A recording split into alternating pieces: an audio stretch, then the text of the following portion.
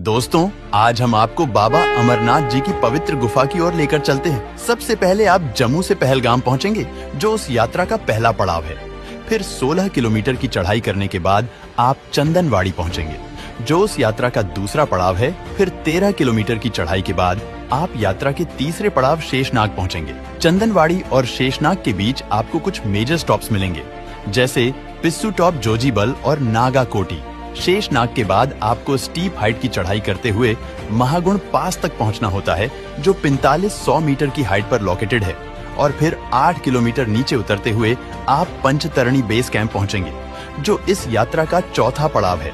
पंचतरणी से 3 किलोमीटर आगे चलकर आपको संगम मिलता है, जहां पर इस यात्रा का दूसरा रास्ता, जो बालटाल से शुरू होता है, वो भी मिलता है। और संगम से 3 किलोमीटर आगे आप अपनी मंजिल पर पहुंचेंगे, बाबा अमरनाथ जी की पवित्र गुफा में। दोस्तों, आज हम आपको बाबा अमरनाथ जी की पवित्र गुफा की ओर लेकर चलते हैं। सबसे पहले आप जम्मू से पहलगाम पहुंचेंगे, जो उस यात्रा का पहला पड़ाव है।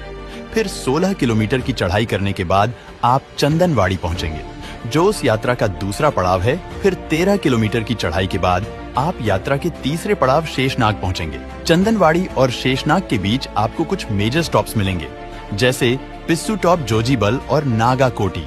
शेषनाग के बाद आपको स्टीप हाइट की चढ़ाई करते हुए महागुण पास तक पहुंचना होता है, जो 4500 मीटर की हाइट पर लोकेटेड है। और फिर 8 किलोमीटर नीचे उतरते हुए आप पंचतरणी बेस कैंप पहुंचेंगे, जो इस यात्रा का चौथा पड़ाव है। पंचतरणी से 3 किलोमीटर आगे चलकर आपको संगम मिलता है, जहां पर इस यात्रा का दूसरा रास्ता, जो बालटाल से शुरू होता है, वो भी मिलता है। और संगम से 3 किलोमीटर आगे आप अपनी मंजिल पर पहुंचेंगे, बाबा अमरनाथ जी की पवित्र गुफा में।